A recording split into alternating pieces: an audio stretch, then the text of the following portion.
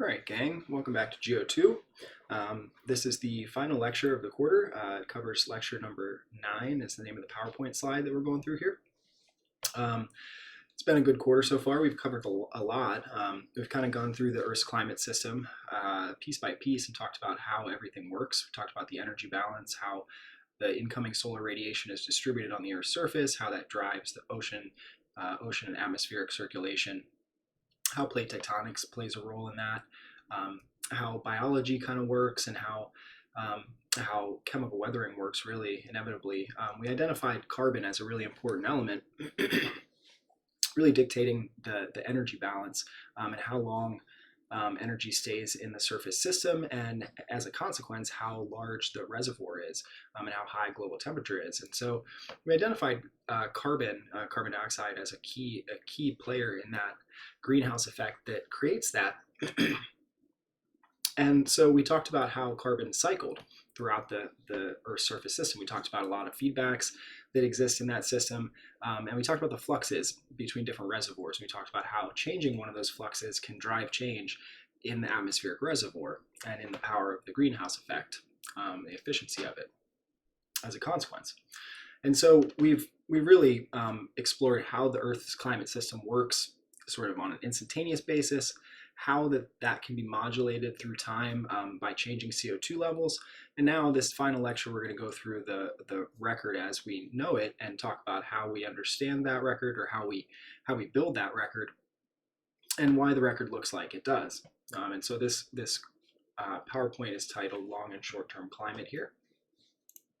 And so we have permanent ice cover on the Earth currently, but you might be surprised to learn that that's not really been the case for the majority of the last 550 million years. So we're looking here at the geological time scale. It's the Phanerozoic, so the Paleozoic, Mesozoic, and Cenozoic. And you can see that most of this is characterized by these warm intervals. There have been very few of these little blue bands here, the glacial intervals. And so we're currently in this Pleistocene glaciation. Before that, you have to go back about 260, 270 million years until you get to this Permo-Carboniferous glaciation. It existed at the end of the Carboniferous and the beginning of the Permian. And then back further, about 450, 465 million years to get to this, the late Ordovician Hernanchian glaciation. And that was a very short-lived but pretty extreme glaciation. And so it might be surprising to learn that most of this time period is characterized by warm greenhouse climates. And that's to say that there was no permanent ice cover on the planet. And so today we have mile-thick ice sheets covering Greenland and Antarctica. And as a consequence, the sea level is quite a bit lower, right? Hasn't been the case very much. Okay, so what does it require to have permanent ice cover on the planet? Well, first of all, you need low carbon dioxide so that the greenhouse effect is weaker and global temperatures are lower as a result. You also really need appreciable high latitude landmass.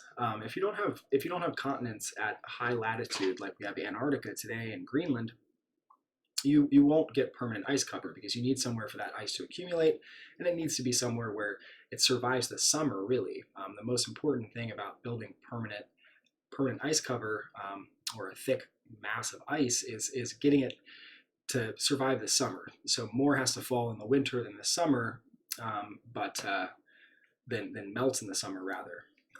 But it's easier to do that if you don't melt quite as much. So that's important, having land mass at high latitude.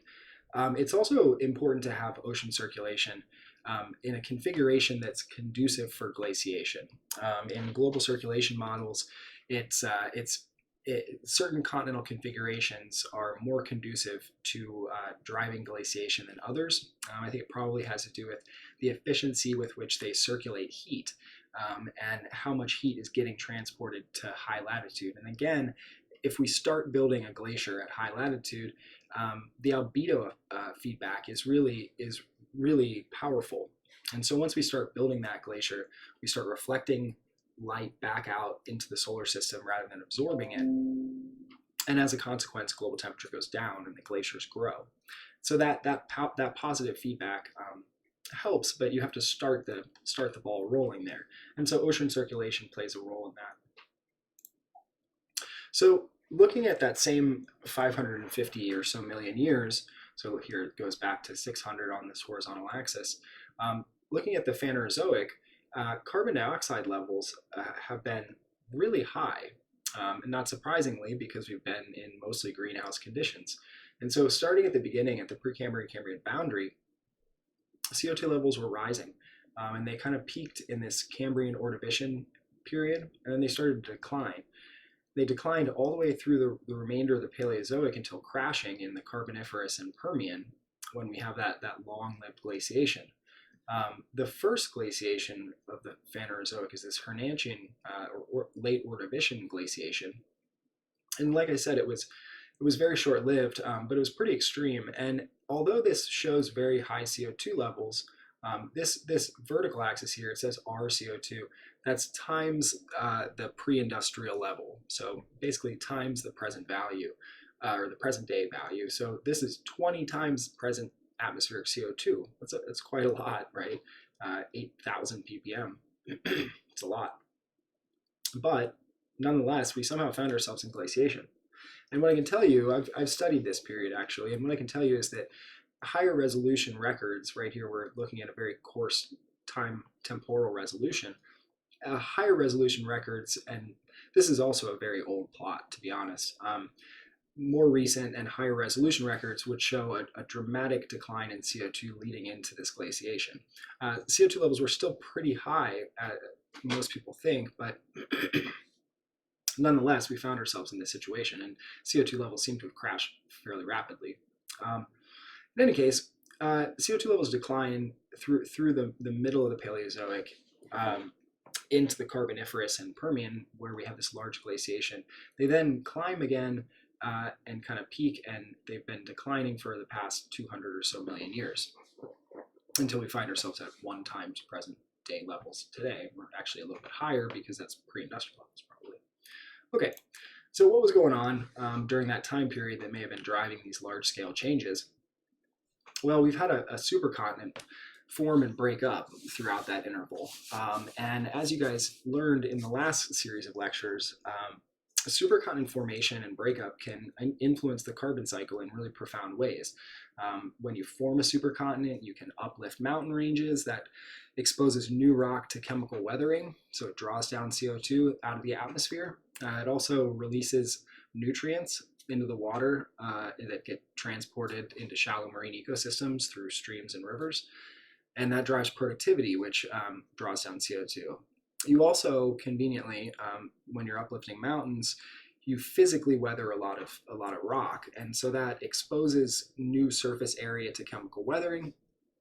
But it also transports a lot of just sediment, like sand and silt, downstream. Eventually, a lot of that makes it out to marine ecosystems, to the shallow shelves, and it gets deposited there. And that additional sediment load can drive organic carbon burial, which we talked about as a really important process that connects that short-term carbon cycle, really the organic carbon, biological carbon cycle, connects that to that long-term sedimentary carbon cycle. And so that's really important. And so through those 3 processes that we mentioned there, enhancing chemical weathering, enhancing organic carbon burial through driving production, and enhancing sediment transport or sediment delivery to ocean basins. By driving those 3 things higher, you're lowering CO2 by all 3 of them, right? By the first and the combination of the latter 2, really. And so through that, forming a supercontinent, you can lower CO2 quite a lot. And so if we look back at this record,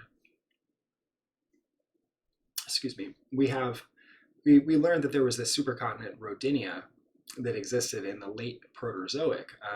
And so it broke up starting at about 720 million years ago. And that initial breakup of it, as I mentioned earlier, when we talked about it, has been linked to the breakup, to the initiation of snowball Earth. And so large glaciation, really a crash in CO2 levels, if that's the only thing that was controlling it. And that was related to a supercontinent breakup. And so during these supercontinent breakups, you have eruptions of these large flood basalts, continental flood basalts.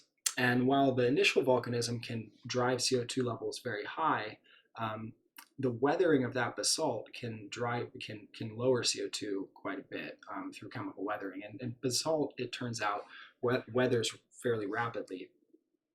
It also contains a lot of phosphorus, which is a key nutrient that we talked about.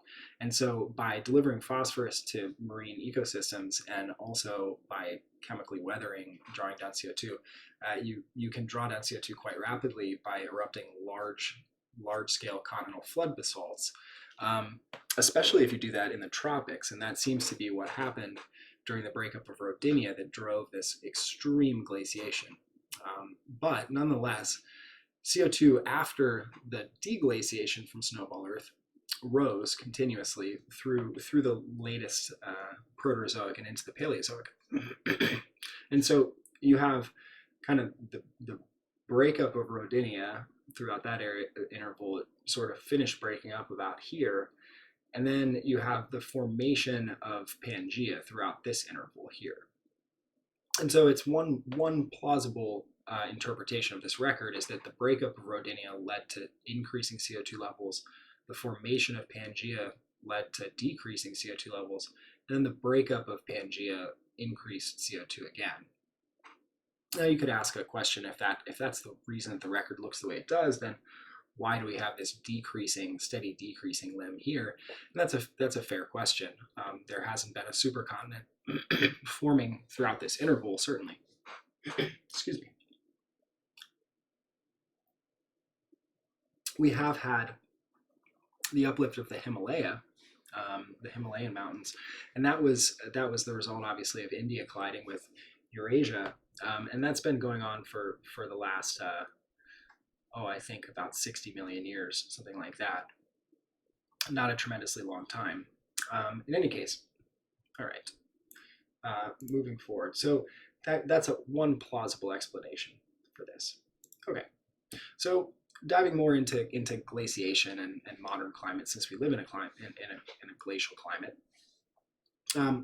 This guy, Louis Agassiz, he was a Swiss-born American biologist, geologist, just sort of all-around scientist.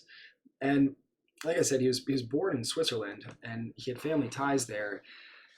And he spent a lot of his summers when he was growing up in the Swiss Alps, and he was hiking and camping and doing all sorts of things you would do in the mountains.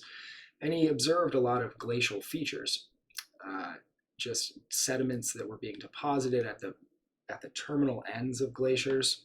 That's oftentimes where sediment begins to accumulate. Glaciers just kind of act like bulldozers. Some of you probably know glacial ice flows. And so what really is happening with a glacier is that snow is falling on the higher side, the center of the glacier. If you think about like a continental ice sheet, snow is falling on the interior of the ice sheet, but ice can only accumulate to a certain thickness before, under the force of gravity and all that pressure, it begins to flow. It begins to kind of squeeze out sideways. And so a glacier really is just that. It's a permanent accumulation of ice that is flowing downhill. And so the terminal end, or the front end of the glacier, just sort of bulldozes along. It just sort of plows its way forward, and it obviously causes a lot of erosion. That flowing ice also scrapes off, just sort of abrades the landscape, and it creates a lot of sediment. That sediment gets deposited oftentimes, like I said, right at the front of the glacier in very characteristic ways. The erosional patterns of glaciers are also extremely characteristic. Okay, and so Louis Agassiz was really the first one to observe this and make note of it. And he looked around at what he saw in the Alps and the deposits that he saw there, these characteristic glacial deposits. And then he came back to the US, or to North America, and he began to observe a lot of these same deposits on the landscape in North America. And so he started to map those out and to work through it. And so he, as it says here, his research during a summer spent in a hut on the edge of a glacier helped to establish the theory that at different times, the greater part of Europe and other northern continents was covered by vast ice sheets, North America certainly included.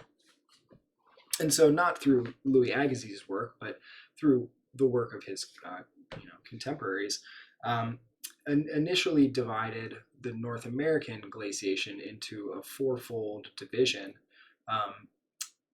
that was also, it says here, established in Europe. These divisions were based principally on the study of glacial deposits and principally on where the deposits were left. And so, like I said multiple times, they're typically left at the terminal end, so the furthest the glacier gets. And so at different times, we have this kind of advance and retreat of these glaciers, and they left deposits at different extents.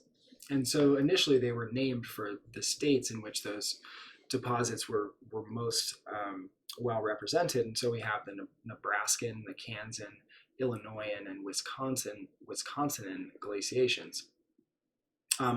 This classification was further refined thanks to the detailed study of sediments on the seafloor. But this was the initial thinking, was that it was a sort of a fourfold advance and retreat. Like we've sort of come across many times there in the earth sciences, the history of the science is that initial thoughts were along the right lines, but not quite as developed as the truth turned out to be. And so here's a map that was produced by the Canadian Geological Survey showing the late Wisconsin glaciation. Okay, and so in this particular glaciation, you can see the terminal extent of it is indeed down here, kind of in Wisconsin. You could imagine that there would be lots of these deposits from this glacial episode in Wisconsin. And as you can see there, they've defined these sort of different bodies of ice. Here, there's one big one there. There's a lot of little ones here. But each one of them has these lines indicating some type of flow pattern away from some central area where snow was accumulating. Here it would be there, and it's flowing, I would assume, downhill more or less in every direction. This is clearly divided here by the Rockies, the Canadian Rockies. Okay. During this period, you would have had a land bridge, right? Because there's all this ice on continents, sitting on continents. This ice would have been a mile thick, more or less. And so that's a lot of water out of the ocean that doesn't any longer exist there, right? Or didn't at the time. It now does exist there. And so sea level was significantly lower during this glacial maximum period. And that created a land bridge, not the type of land bridge that we talked about when we talked about plate tectonics and Alfred Wegener's thinking, but rather this land bridge that existed between northern Asia and North America here, between Alaska and Russia, effectively. And that's because there's a shallow shelf here. And so as sea level dropped, that shallow shelf was exposed. All right. And so that was that time period was during the last 2 million years, the Pleistocene. We've been in this glaciation since about 1.8 million years ago until currently we are still in it. The last glacial maximum was about 18,000 years ago. Okay, so how do we know what the temperature's been like over the past, hundreds of thousands to millions of years? That's not something that we can go into the record and measure directly, unfortunately. And so we have to come up with geochemical techniques to try to understand other things in the record that are preserved that respond to temperature. So we're kind of measuring temperature indirectly. Okay, and it turns out conveniently that there are quite a few things that do respond to temperature. The most straightforward and most widely applied is the use of oxygen isotopes.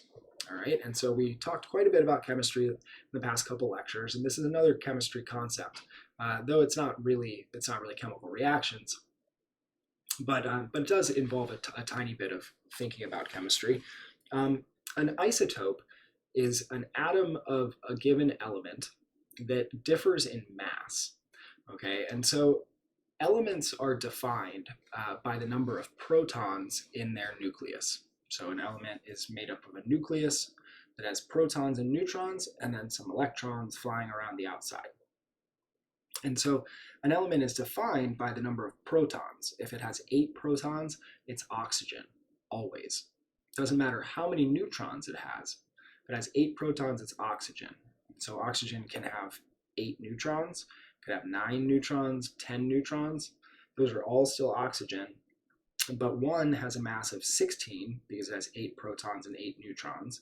One has a mass 17, the other has a mass 18. All right. And it turns out that the most common by far isotopes of oxygen on the planet are mass 18 and mass 16. So an oxygen with 8 protons and 8 neutrons, or an oxygen with 8 protons and 10 neutrons. All right. So those two atoms, or those two isotopes, weigh different amounts or have different masses. And so any process, any physical process that involves transport of any kind, really, or a phase change, is going to affect these slightly differently, because one weighs 2 units more, which it's a lot. It's more than 10%, more than 10% more. And so if you just think about it in purely physical terms, if I was going to pick up an 18-pound weight or a 16-pound weight and try to walk with them as far as I can, I'm going to be able to carry the 16-pound weight further than the 18-pound weight, right? If I have to pick up both weights over and over again, I'm going to be able to pick up the 16-pound weight more times than the 18-pound weight, right? And so those two things are true. It's not a direct analogy, and there is a lot of chemistry involved, but in general, it's analogous. It's an analogous scenario, because what we're talking about here with water, or with oxygen, is oxygen in water. Okay, and so water is H2O. It has 2 hydrogens and an oxygen, and hydrogen has a mass of 1. It's just 1 proton by itself. That is hydrogen. And so if it's just 2 hydrogens that weigh 1 and an oxygen, then the oxygen is almost all of that molecule. And the difference between a water that contains oxygen 16 and a water that contains oxygen 18 is 10%, the mass difference, right? And so that's quite a bit. Now, the way that this becomes important is that water evaporates out of the ocean. And when water evaporates out of the ocean, oxygen 16 containing water, so the lighter water, the water that contains the lighter oxygen, evaporates more rapidly and more easily, okay? And so if you have some ratio of water containing the light isotope of oxygen and water containing the heavy oxygen isotope in the ocean, say it's 50-50. It's not. It's very far from that, but just say, for the sake of argument, it's 50-50 in the ocean. When water evaporates from the ocean, that water vapor is already going to be enriched in the lighter oxygen isotope. So it's no longer going to be 50-50. It's going to be something like 60% the lighter oxygen 16 containing water and 40% the other heavier oxygen 18 containing water. So the water vapor after evaporation is already enriched in the lighter isotope. All right, it's like picking up those weights over and over again. You're going to be able to pick up the 16-pound weight more than the 18-pound weight, right? Evaporation works effectively the same way. Now, once water evaporates into the atmosphere, okay, it's transported over land. And as it's transported, it precipitates. It rains, it snows, right? And as you might imagine, somewhat intuitive, when water precipitates, it goes from the vapor phase back into a liquid or into a solid. It does so with preference for the heavy isotope, right? So the heavy oxygen 18 containing water precipitates more easily. It goes into a solid or a liquid and falls down as rain, right? Just like it's easier to pick up the 16-pound weight, it's easier to carry it further, right? So it's easier to pick up the lighter oxygen containing water, so the lighter water, it's easier to pick it up, and then it's easier to take it further. All right, now this becomes important because some amount of that water is going to end up as snow. And if there are glaciers, that snow is going to remain on the continents for a long period of time, okay? And it could accumulate there, all right? So this little cartoon here is effectively demonstrating this scenario. So the color here represents this isotopic ratio. The light color here, this kind of yellowy beige, is the heaviest, right? It has the highest ratio of oxygen 18 to oxygen 16. And the blue here has the lowest ratio. Okay, so it's the lightest. So ocean water evaporates, and already it gets lighter. Then as the cloud moves over the continent, it rains. And the rain is heavier than the cloud. And so when the heavy stuff falls out of the cloud gets even lighter, right? It started out light, gets even lighter. As that cloud continues to move, or that water vapor continues to be transported, the heavy stuff continues to fall out. And so it just gets lighter and lighter and lighter, right? So by the time you're up over here, you know, at high altitude or far on the interior of a continent, the water vapor is extremely light, right? It's containing almost exclusively oxygen 16 containing water. And so if that water, that very, very light, isotopically light water, falls as snow and is preserved on the continent, it never returns to the ocean. And so if that continues to happen repeatedly or progressively, you're continuously taking oxygen 16 containing water out of the ocean and transporting it onto the continent and preserving it there. All right. And so as a consequence, the isotopic ratio of the ocean gets heavier, right? Okay, if you're taking light stuff out, the remainder gets heavier. All right. And so if we go back to this record here, this is showing the last a little over 3 million years of Earth's history, and the vertical axis is showing oxygen isotopes. All right. And so the oxygen isotope value here is given in this delta 18O delta notation. That's just a shorthand for basically the ratio of oxygen 18 to oxygen 16. And what you can see is that it goes back and forth pretty rapidly, right? They've got the axis switched here, 2.5 and 5.5. So higher numbers are lower, right? And higher numbers, like we said, correspond to cold or glacial intervals, right? And they correspond to cold or glacial intervals because you're taking light water out of the ocean and you're saving it on land as a glacier, right? And so the ocean is getting heavier or higher, right? And when that glacier melts, it returns that light oxygen containing water to the ocean, and so the ocean gets lighter, right? Okay. And so that's how this record is interpreted, as lower temperatures and higher temperatures. All right. So you might be wondering now where this record actually comes from. All right, so we're measuring oxygen isotopes, but we're not doing it in the water. We don't have water from the ocean that's 3 million years old, right? We're doing it in these guys, which you were introduced to in the last lecture. These are foraminifera. So when they're alive, they look like this. This is a pelagic one. Excuse me. They're consumers. They're heterotrophic organisms. They're kind of primary consumers, so that first level of single-celled consumers, heterotrophs, and they make, as we discussed last time, these little calcium carbonate shells. All right, they're precipitating calcium carbonate, and there are many individual species of these guys, and the species are defined by, and they they really differ in that they make distinct little shells. The shells are quite ornate in some instances. There are some really beautiful ones, but each one of these is represents a different species, and they evolve rapidly. That's why there are so many of them, and they don't generally stay around for very long, but they do live.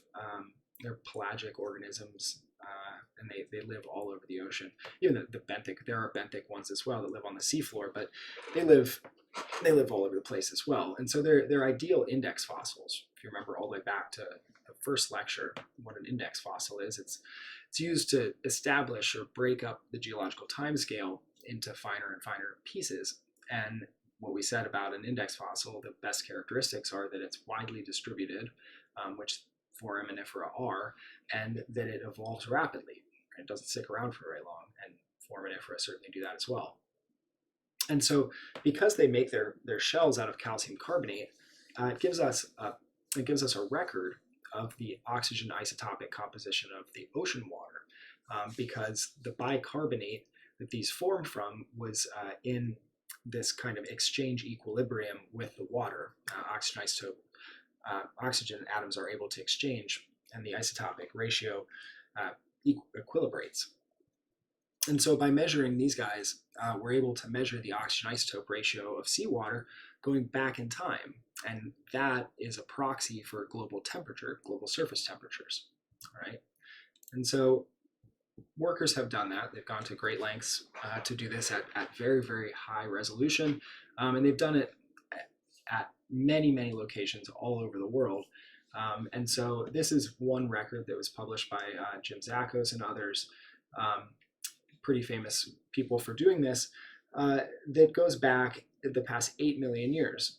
Okay, and this is let's see, was it the global benthic delta 18O? So these are benthic foraminifera. They're foraminifera that live on the seafloor. That's what benthic means. And you can see it looks just like that record that we saw before. It has these high frequency variations that are extreme over the last about million years, and they become less extreme as this record kind of trends upward through this interval, and then it kind of flattens out. Okay, and if you use models and make a few assumptions, you can get back to a global sea surface temperature from this record of oxygen isotopes. And this is their modeled sea surface temperature for the Northeast Pacific over that time period. You can see that it's gone down quite a lot from about 18 degrees C all the way down to about 9 degrees. So pretty big, pretty substantial change in surface temperatures. All right. Now, there are really two key concepts that we want to establish, or difficult concepts that we're going to go through in this lecture. Oxygen isotopes is the first one. All right, and so we've got this record of oxygen isotopes that we're interpreting as reflecting temperature, global surface temperature, over the last 10 million years or so, nearly 10 million years. We are able to use this tool because of the process that we discussed. When water evaporates from the ocean, it gets lighter, effectively, and as it precipitates, it continues to get lighter because heavy stuff falls out. So by the time it snows, the oxygen is much lighter, or the water is much lighter with respect to oxygen isotopes than it was when it came from the ocean. And if we preserve that on land, the ocean gets heavier. All right, and so if the oxygen isotope composition of the ocean is heavy, we interpret it as heavy, which is down here because the axis is inverted. If the oxygen isotope composition of the ocean is heavy, we interpret that as there being lots of ice, i.e. low temperatures. All right. So that's how we get to this record. And now we're sort of stuck, right? Because this is the record. And we have a tool that we're confident in. So now we have to understand why the record looks like this. Why has temperature, global temperature, gone down like this? What would drive that? We've talked about a whole lot of feedbacks in the system, and we know that if you begin to change global surface temperature, lots of things will happen.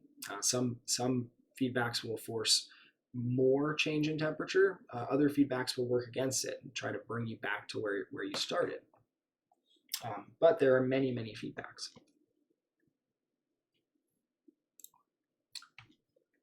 All right. So the second concept that we're going to talk about are called Milankovitch cycles. All right, and so as it says here, it's the heartbeat of glaciation. And so Milankovitch cycles, or Milankovitch theory, refers to orbital theory, really, and really the orbital parameters of the Earth, and so how the Earth orbits around the sun, right? So this isn't a class in astrophysics, nor is it a class in chemistry, but we're not doing chemical reactions, and we're not going to be calculating the orbit of the Earth around the sun. Instead, what we're going to do is just try to understand this conceptually, right? And so there are really three things about the Earth's orbit that we're concerned with here. All right. The first one is essentially the tilt of the axis. All right. So I've got this globe, it's a ball with a stick, right? And the Earth's axis has a tilt. All right. We know that it's about 23.5 degrees today. And so if the sun is here, let's see if I turn a little more, it might be better. If the sun is here and the Earth's here, and the Earth doesn't have a tilt, right, then the most direct, or the spot on the Earth where the sun's rays are hitting at a 90-degree angle, so the highest flux of solar radiation is at the equator, and it's always at the equator, right? As you move around the sun, it's always at the equator. And so there wouldn't be seasons, right, if the Earth didn't have a tilt, the axis didn't have a tilt. The tilt is what gives us seasons, so that when it's like this, it's summertime in the northern hemisphere, and then 12 months later, when it's like this, it's summertime, or I'm sorry, not 12 months, 6 months later, it's summertime in the southern hemisphere, right? So if there's no tilt, there's no seasons. If the tilt was like this, we would have light for about 3 months in the northern hemisphere, and then it would go around the sun, and we'd have darkness for about 3 months, right? That would be the most extreme seasons you could have. And so the tilt gives us seasons. And if it's more tilted, the seasons are more extreme. If it's less tilted, the seasons are less extreme, all right? And so the first of these kind of periodic changes in the Earth's orbit that we're going to talk about is just the tilt, okay? The axial tilt. Okay, and that has a period of about 40,000 years. All right, about 41,000 years. And what it does is it becomes more tilted and then less tilted, more tilted, less tilted. And it takes about 40,000 years to complete one of those cycles, more tilted, less tilted. It goes from about 24.5 degrees to about 21.5 degrees, 24.5 degrees, 21.5. So it's not a huge amount, but it's enough. It's enough to make more extreme seasons, and that's strong enough to drive global change. Okay, so that's the change in the tilt. It's known as obliquity, how oblique the axis is to the orbital plane. The second one we're going to talk about is going to be this one, eccentricity. Okay, so this one is also pretty easy to understand, pretty straightforward. It basically is just that the Earth's orbit, the path of the orbit around the sun, is changing. It changes in a periodic way. It goes from being roughly circular to being pretty elliptical, right? Pretty strong ellipse. And importantly, when it goes into this elliptical orbit, the sun is not in the center of the oval, right? The sun is off center to one side. And so, it just progressively gets more and more oval, and then it gets kind of less and less oval until it's circular, and then it starts stretching out and getting more and more oval. And that cycle takes about 100,000 years.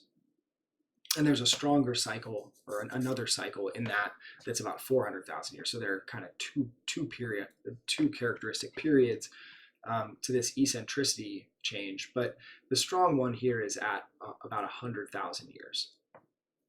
Okay, so we get about 2 cycles in 200,000 years here. This one is about 40,000 years each cycle. 40. Okay, so the Earth's orbit is going from elliptical to circular, and the tilt of the axis is changing. It's getting more tilted, less tilted, more tilted, less tilted. All right, so those are 2 things that are changing. The third one is a little bit trickier to understand, but it's still pretty straightforward. I think you guys can get it without too much trouble. So the Earth's axis is tilted, but it's also kind of wobbling like this. And so if you've ever seen, I'm sure all of you have before, a spinning top that you spin. This might even do it if I spin it enough. I'm not just going to fall over. A top that you spin on the table. As it's spinning, it starts and it's spinning with the top nicely circular, or it's standing up pretty straight like that. But as it starts to slow down, it starts to wobble, right? And then eventually it falls. But for a while, it's spinning rapidly and also kind of wobbling. That's what the Earth is doing. It's wobbling. The axis has a wobble to it, and it takes about 23,000 years to complete one wobble. All right, so you can see here, two cycles is about 50,000 years. So 23,000 years, it goes around like that. Now you might wonder why that would matter for anything. But it's actually pretty profound, because the Earth is not in a perfectly circular orbit. If the Earth was in a perfectly circular orbit and it was always the same distance from the sun, it wouldn't matter, because it wouldn't matter when in the orbit the northern hemisphere was facing toward the sun, or when in the orbit the northern hemisphere was facing away from the sun. It wouldn't matter because it was always the same distance. But the Earth's almost never in a perfectly circular orbit. It's never in a perfectly circular orbit, but it's almost never in this nearly circular orbit. It's usually somewhat elliptical. And the sun is not in the center, which means that when you're over here, you're much closer to the sun than when you're over here. And so if this, when you're on this side, which has a name, I think it's on a slide in a couple of slides, it's called the perihelion. If the planet is at the perihelion, the Earth, it's at the perihelion when it's closest to the sun in its orbit, and that's when you're experiencing summertime in the northern hemisphere, right? The Earth is tilted towards the sun like that, then you're gonna have a really warm summer, right? But 13,000 years later, the axis will have completed half of a rotation, right? So it was, let's see, summer in the northern hemisphere then, and it keeps going around the sun, going around the sun, going around the sun, but it's the axis is slowly wobbling. So after 13,000 years, it's going around the sun, and when you're at that position, it's now summer in the southern hemisphere, right? And so if it's summer in the southern hemisphere when you're at this point, then it's going to be a pretty warm winter, right, in the northern hemisphere. It's going to be a warm winter and a warm summer. And then 6 months later, when we're out here, it's going to be, right, a really cold summer in the northern hemisphere and an even colder winter, right, a really cold winter, right, but an even cool summer. Okay, and so that really matters, because if you have a highly elliptical orbit, and that lines up with a time in the precession when one hemisphere is having its summertime, the summer solstice, basically when you're out here, then you're gonna have a really cool summer. And like I mentioned at the beginning of this talk, the accumulation of snow or glaciers on land really depends on the temperature in the summer. If you have cold summers and warm winters, that's really conducive for glacial development or glacial advance, because if you have a warmer winter, there's more moisture in the atmosphere. It probably snows a little more, to be honest. But if you have a cool summer, most importantly, some of that snow can stick around. It doesn't all melt. And so that next winter, you can build on that, and you can keep doing that until you build a glacier, right? But if you have really cold winters and warm summers, well, then really no matter how much it snows in the winter, it's all going to melt in the summertime because it's really hot. And if you have really cold summers, it probably isn't even snowing that much anyway, to be honest. But cool summers are the way to build glaciers. Okay, and once you start building a glacier, then the albedo feedback kicks in and starts helping you out. It starts reflecting away sunlight and starting to drive global temperatures down, right? And so the combination of these three parameters, right? If you have a high tilt as well at this point, if seasonality, the amount of seasonal change we experience is a result of the tilt of the axis, then if the axis is all the way tilted, 24.5 degrees, the most extreme it gets, and so you're having extreme seasons, and you have summertime out here at the aphelion, the furthest the planet gets from the sun during its orbit, and the orbit is very elliptical, then it's going to be really cold. It's going to be a really cold winter for the southern hemisphere out here, or whichever hemisphere is having that condition, right? You're gonna have extreme seasons. Okay, so that's how orbital variation affects the amount of energy we get from the sun and how it gets distributed on the Earth's surface, which at the foundation, that is what drives climate, right? We started there with the global energy balance and talking about steady states and flowing in and out of a system for a reason, because that's where this conversation begins. Energy comes into the system, it gets distributed over the Earth's surface, and then it goes out of the system, gets re-radiated back to space. And what it does while it's in the system is climate, right? And so these three things combine to modulate the amount of energy that we're getting from the sun and how it's distributed. And they vary in periodic ways, right? They change periodically. And so if we look at the record, back at the record, these big spikes here are changing at about every 100,000 years. If you look here, that's 500,000 years, and we have 1, 2, 3, 4, kind of 5 cycles in that interval, right? If we look in more detail, there's quite a lot more variation, but you can imagine how the combination of these could give you a function that looks like that. And if you can't imagine it, I guess this figure is here to illustrate that. So the eccentricity has varied like this. That's the actual curve for the eccentricity. So eccentricity, again, is how elliptical the orbit is. So the eccentricity, how elliptical it's been, has gone like that. The obliquity, which is the tilt, right, the axial tilt, it's gone between 22.1 and 24.5. It's varied like that. The precession, right, how the axis has gone around in a circle, has varied like this. The radiation balance has varied like that, and this is the record of temperature, right? So if you combine these waves, you end up with something that looks very, very similar to this. All right, so moving forward. Okay, so we got a couple of figures that sort of illustrate all these concepts we've been talking about. So we've got the sun and the Earth here. If the tilt is less, it's low seasonality. If the tilt's more, it's higher seasonality. The Earth has an orbit around the sun, and that orbit can be more circular or less circular, more elliptical.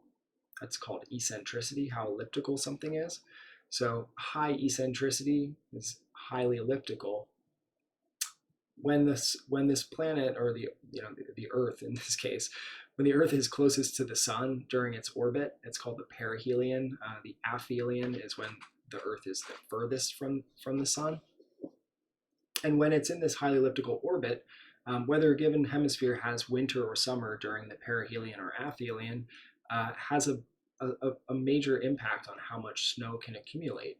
And as a result, what the oxygen isotope composition of the ocean looks like. Right? So one key to building continental ice sheets is having cool summers. If you're having the summer out here at the aphelion, right, because the sun is off-center to this side, if you're having the summer when you're at the aphelion, that hemisphere will be able to accumulate snow more easily. And so if there's, again, continental landmass at high latitude in that hemisphere, well then, conditions are right for driving glaciation. Okay, so that's the beginning of the story, the Milankovitch stuff. And climate all starts with the solar flux. And Milankovitch theory, or Milankovitch cycles, vary the amount of solar radiation that we're getting. After that, it's all the Earth system. It's all up to the Earth system to sort things out, work out the details. And one effect of that is that ice sheets grow and shrink. The amount of water that's in the oceans versus on land as ice changes that balance. And so this is showing sea level rise as the ice sheets have melted over the last 24,000 years. And you can see that 24,000 years ago, sea level was about 130 or so meters. So that's meters, so about 350 feet lower than it is today. Right, there's this major rise in sea level between about 18 or 16,000 years ago it began, and about 8,000 years ago. Okay, and so that was the last glacial maximum 18 or 20,000 years ago, and sea level was about 350 feet lower. It's way lower. There's tons more land exposed, right? Like that land bridge that we talked about. As sea level rises, less and less land will be exposed. Okay, so this is the sea level curve going further back, right? This is only showing 24,000 years. This is what sea level has done over the last almost million years, or maybe about 900,000 years. It's gone up and down, as you might imagine, as things have changed. Glaciers have expanded and contracted, and sea level's gone up and down in response. This is the most recent 140,000 years. You can see it rose sharply and then kind of gradually worked its way down and then rose sharply. And it did that, over about 100,000 years. And on top of that 100,000 year period, there's this period here, which is probably about 23,000 years, and then there's also probably a 40,000 year period in here. If you kind of look, it's maybe longer, like that, from there to there to back here somewhere. In any case, so it's a combination. It's a complex wave here we're dealing with. But in any case, like I said, as you grow and shrink ice sheets, your sea level goes up and down by quite a bit, a large amount of depth, which corresponds to an enormous amount of surface area. And so as sea level falls, right, we talked about that these sediments are exposed, and they're oftentimes, as this says here, rich in phosphorus because they're rich in organic material. And they're also oftentimes carbonates, because carbonate secreting organisms like coral like to live in shallow waters. They're photosynthetic, or they harbor photosynthetic bacteria symbiotically. And so they live in very shallow water. And so they build reefs, coral reefs. And so when sea level falls, it exposes a lot of coral reefs and it exposes a lot of organic material. And so that the combination of that leads to two feedbacks that we've talked about and that we'll touch on again here in just a moment. We talked about the ice albedo feedback many times. It's a very straightforward, probably the most straightforward feedback in your system.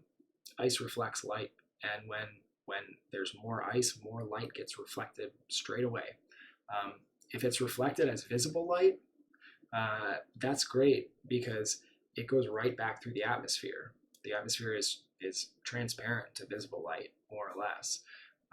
It's the infrared radiation that's being emitted by the Earth that's being absorbed and re-emitted back downward that is the greenhouse effect. And so if you cover a surface with ice, it just reflects a bunch of that visible light back out that would otherwise be absorbed by the land or the ocean and then converted into heat and then re-emitted as infrared. And so the ice albedo feedback is really strong. Once you start building glaciers, it becomes a lot easier to make them larger. This shelf nutrient hypothesis is basically what we were talking about here. So shelves are rich in organic material, which is rich in nutrients. And so if you expose them subaerially or above sea level, above to the air, and to weathering, you're going to erode those sediments and release those nutrients back into streams and rivers that will carry them to the ocean and pour them right back into these shallow marine ecosystems.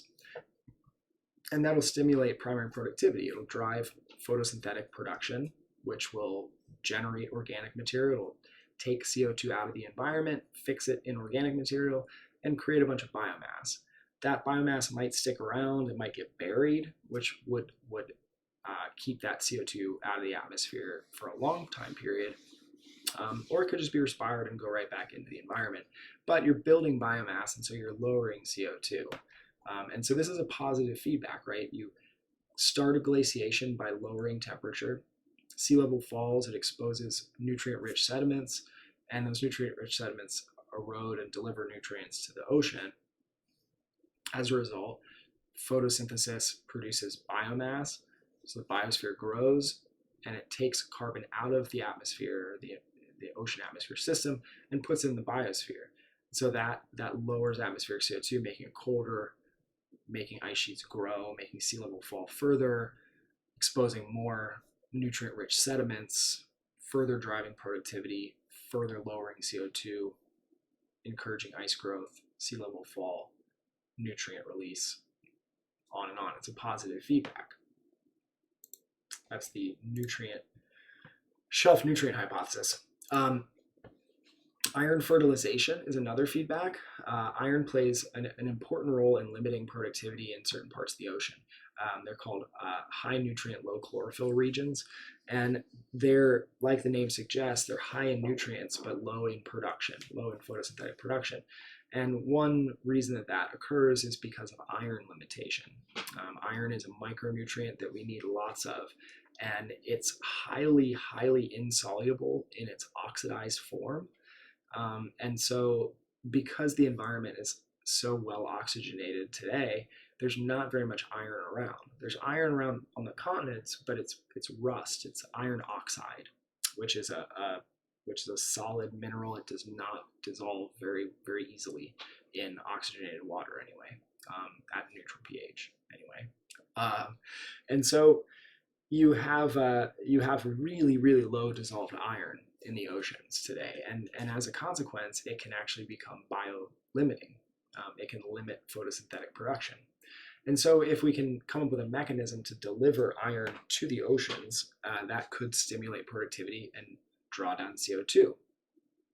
Iron plays an important role in limiting productivity in certain parts of the ocean. Like it says, much of the iron supplied to the ocean comes from wind-blown dust particles, which typically have iron oxide coatings on them. When glaciers, during colder times, more just sort of generally, it says, as it says here, increased aridity and wind intensity during glacial times would increase dust delivery to the oceans.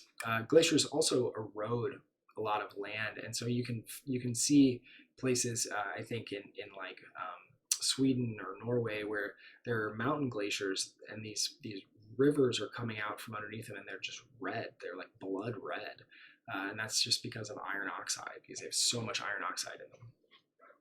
But anyway, this is talking about dust delivery, and it's true, as it says, if temperatures are lower, we have less moisture in the air, less rain in general, and deserts become drier and larger.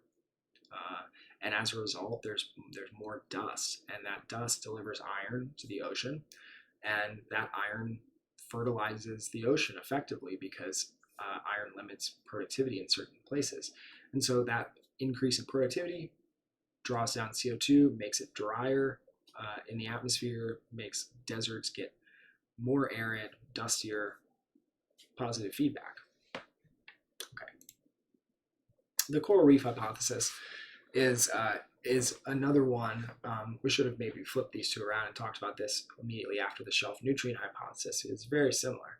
So in the shelf nutrient hypothesis, we had these phosphorus or nutrient-rich sediments on these shallow shelves that are being exposed during glaciation and releasing that phosphorus back into the ocean to further stimulate productivity. Excuse me. In the coral reef hypothesis, you have a similar situation. You have ice sheets forming and sea level falling. As sea level falls, the calcium carbonate in things like coral reefs, like I mentioned, is exposed. Exposed limestone chemically weathers just like silicate weathering, like we talked about, and limestone weathering decreases CO2. Calcium carbonate weathering will decrease CO2, at least temporarily. You have calcium carbonate, CaCO3, combining with CO2 and water, which is carbonic acid, basically, right? And that breaks down the carbonate rock into calcium ions and bicarbonate, right? Just like silicate weathering. We talked about carbonate weathering last time as well. You take atmospheric CO2 and use it to dissolve the rock. Now, carbonate dissolves really, really rapidly in the presence of an acid, and that's important because if you expose these carbonate shelves, you can weather them very rapidly. You can dissolve that limestone really rapidly. It's why we have things like big caves in regions like Tennessee and Kentucky. Those are big carbonate deposits. They're old carbonate shelves. Okay, old big regional carbonate shelves that are very thick, and they dissolve very, very readily, and so you get these big networks of caves in them. It's also why you get lots of sinkholes where there are carbonates beneath the land surface. Okay, so carbonate dissolves really, really rapidly. If you put a drop of HCl, hydrochloric acid, on a carbonate rock, it'll fizz like crazy, dissolving. If you put the same acid on a silicate rock, it'll do nothing. It'll look wet. It happens rapidly, and so you can actually draw down CO2 quite a bit by doing this, by weathering carbonate platforms. You only do it temporarily though, because like I said, when we talked about this before, what you're doing is you're breaking down one molecule of calcium carbonate here, and then you're going to take that calcium ion and recombine it with one of these bicarbonates and form another calcium carbonate. But then you're going to be left with this other bicarbonate ion in the ocean. And like we talked about, carbonate equilibrium exists, and it says that if there's carbonate in the ocean, carbonate ion or bicarbonate ion, it will be in equilibrium with carbonate, bicarbonate, and aqueous CO2 or carbonic acid. And so the relative amounts of those three things are related to the pH of the solution. That's what dictates the relative amounts, all right? And so the pH of the ocean is going down gradually, but it's not changing a ton. And so as this bicarbonate is delivered to the ocean and accumulates there, it's forcing some amount of the bicarbonate to go into carbonic acid. And carbonic acid is in free exchange in equilibrium with the atmosphere, with atmospheric CO2. And so if you put extra bicarbonate, like if we just went out of the ocean, we just dumped tons and tons of bicarbonate into the ocean, what it would do is cause the ocean to release CO2 to the atmosphere. And so by doing this limestone weathering business, you can lower CO2 really rapidly, but you can't really keep it down. And interestingly, this is one explanation for what happened in the late Ordovician when we had the Hernanchian glaciation, this very extreme but very short-lived glaciation in what otherwise seemed like a high CO2 world. It seems like for a variety of reasons, sea level dropped and you had intense carbonate platform weathering over the course of a few 100,000 or maybe a million years. You have extreme, rapid carbonate weathering, and that drove down CO2 temporarily and allowed for glaciation. Okay. Terrestrial biomass is another feedback that we talked about last time. It basically has to do with the fact that glaciers are large and they take up a lot of space, and so if you have glaciers on a continent, you no longer have space for forests, essentially. And so as glaciers retreat, forests can kind of fill in, and not just forests, more generally climate, the sort of the biomes, to use a term we talked about, the biomes change, the distribution of biomes changes in response to global temperatures dropping and it becoming a kind of glacial climate. And so I think we showed this figure, we looked at this figure last time.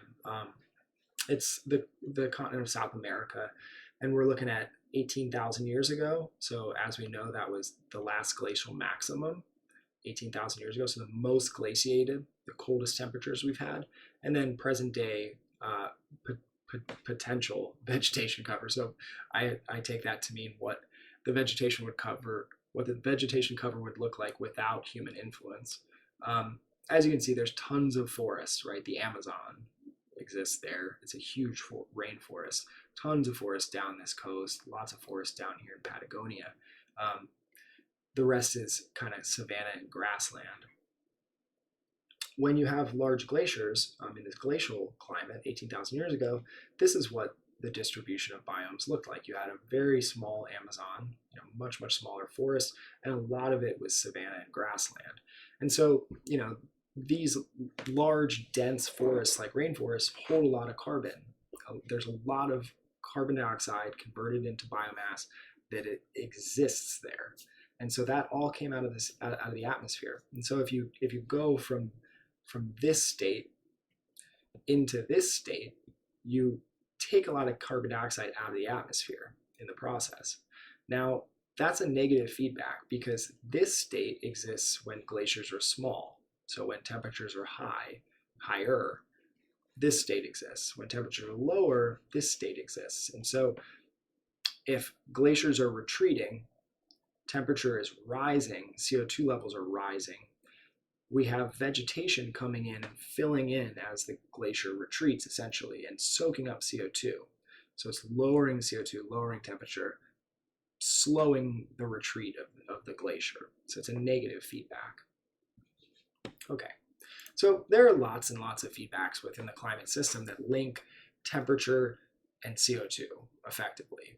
Those are the two critical pieces, and they're so inextricably linked, they're almost impossible to disentangle. If you look at, we haven't really talked about CO2 levels over the past, the recent history. We looked at CO2 levels over the whole Phanerozoic, the whole Phanerozoic earlier, last 550 million years. But we haven't really talked about CO2 levels in the recent past. And we have good records of this, right? We talked about this during the very first day of class, the very first lecture, we talked about modern climate. And what we mentioned then, or what we talked about then, I mentioned then, was that we have ice cores. And so in places like Antarctica or Greenland, where there's a mile of ice thick that's been deposited, continuously over the course of many hundreds of thousands of years, we can go in and we can analyze little gas bubbles in that ice, because as snow falls, there's lots of air incorporated, but as that's compacted into ice, a lot of that air gets expelled out, pushed out, but some little tiny bubbles of air remain, of gas remain in there, and they get trapped. And so we can go in and we can look layer by layer. We can go into the little bubble, extract the gas that's in there, and analyze it. And what we find is that the record looks like this. Just before the Industrial Revolution, we were at about 290 parts per million CO2. It had been rising rapidly out of this last glacial maximum about 18,000 years ago when it was here. The progression into that glaciation was kind of slow and jagged, right? We have this kind of cyclicity. We're in this high point here. And so it's the same record, right? We have this gradual kind of stepwise building glaciers, building glaciers, building glaciers, building glaciers. Whoop! We have rapid deglaciation. Slow progression back into glaciation, rapid deglaciation, right? And so that's a reflection of, again, right, Milankovitch cycles and feedbacks, right? So if we compare these two, this is again up here the oxygen isotope record, which we're using as a proxy for global temperature, and this is CO2 level. They're on very different horizontal scales here, but you can see over the last 400,000 years here, we had, if you kind of trace it right up, we had it dropping and then spike and then kind of gradual, things around, kind of a gradual decline and then a big spike, and a gradual decline, big spike, gradual decline, big spike. We have the same exact spikes, right? Now, if we just look at this last one, we have this really rapid increase and then this kind of stepwise and jagged decrease. And if you look at a very high resolution record with tons of data on it, that isn't just kind of blurred into this big thick line here, what you find is they line up perfectly. It's unbelievable how well they line up, temperature and CO2, right? And it's easy to say they line up so well. Temperature is a direct result of CO2, but that's not true, right? Because temperature is really what's driving the system here, okay? So we're almost undermining what we've talked about in a small way, because what we said was that temperature drives the system, but CO2 is what dictates how much temperature we have, because it dictates how long energy spends in the system, right? But then we said that what's driving this cyclicity here is actually Milankovitch cycles, right? It's the orbit of the Earth changing that's driving these cycles. So why does CO2 change, right? If the temperature variation is being driven by orbital changes, why does the CO2 look just like temperature? Then the conclusion should be that temperature drives CO2, not the other way around. And that's true, right? There are so many feedbacks in the system that it's true. Temperature drives CO2, just like CO2 drives temperature. And so it's really, really, really difficult to disentangle these two. But people spend their entire lives trying to do that, and they're really, really smart people. And we understand the system really well, and people have built incredibly sophisticated computer models of the climate system, and we're able to really capture the nuances and the details of all of the important aspects of it. We've covered most of those on a very, very general level, but there are people who spend their lives diving deeply into the details of those individual systems and the feedbacks between them. I really do. Okay, so CO2 looks just like sea level, right, looks just like temperature because they're all directly related. All right. So as the Earth has warmed up in this most recent rise here, it's not been a direct rise. There have been small departures back to cooler periods. And so one very famous or well-known one is called the Little Ice Age. It was from about the 1500s to the 1800s, and temperatures got significantly colder during that time period. It's not a unidirectional change. It doesn't just get warmer or just get colder, right? It's very jagged. You get lots of ups and downs, but the general trend is rapid increase in temperature followed by a slow decline, rapid increase. Right? That's the overall first order trend. And so this decline in temperatures throughout the world between the 16th and 19th centuries, commonly known as the Little Ice Age, is a well-documented event supported by a diverse scientific historical evidence, ranging from studies of ice cores and tree rings to the disappearance of the Viking agricultural colony under Greenland ice sheets as they expanded. And also it's captured in artwork. And so we've looked at kind of popular artwork several times in this course so far, and this is no different. There's lots of artwork from this time period that depicts snowy landscapes. Scientific consensus reckons that the temperature about 1 to 2 degrees C lower than today's average temperatures in Northern Europe were present during that time period, and things were quite snowy. So here's some art from the times. Lots of snowy landscapes. When Tim Lyons teaches this class, he likes to talk about all of these individual pieces of art. He likes art a lot. I don't know a ton about those, but I do know that this picture here depicts a really common thing that they used to have in the Netherlands. They would have these long kind of parade-like races on frozen canals. There's lots and lots of frozen canals in Holland, and they used to ice skate on them frequently, long distances. But they used to have used to look like this out there, and they had an annual race that was, I guess, they had for a very, very long time. Very long time they had it continuously, but alas, anymore the canals of Holland rarely freeze over at all. During the Little Ice Age, it was common for them to be frozen for 3 months out of the year, enabling people to ice skate all over the country. And this is the last slide, so that's where we're gonna leave you guys. So we've explored a whole lot of stuff in this quarter.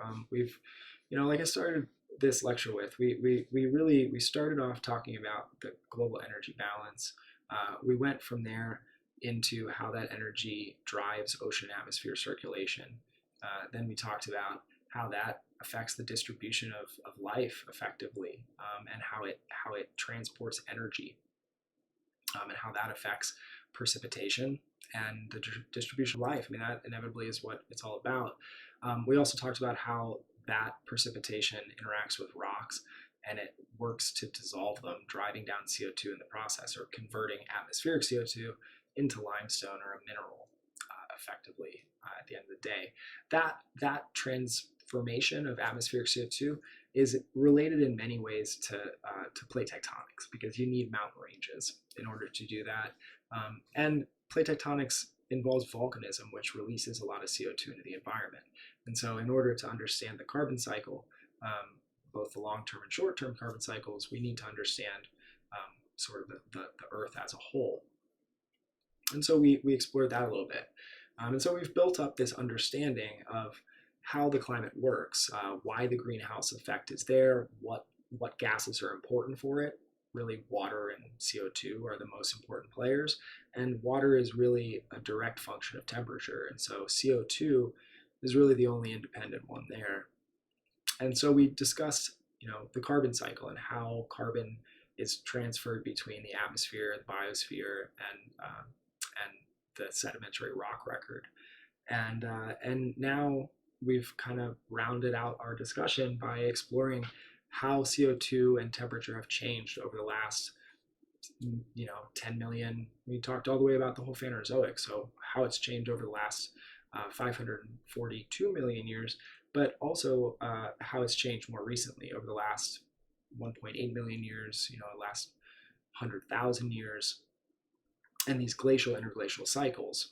We talked about why they occur because of Milankovitch, and we talked about how we understand them.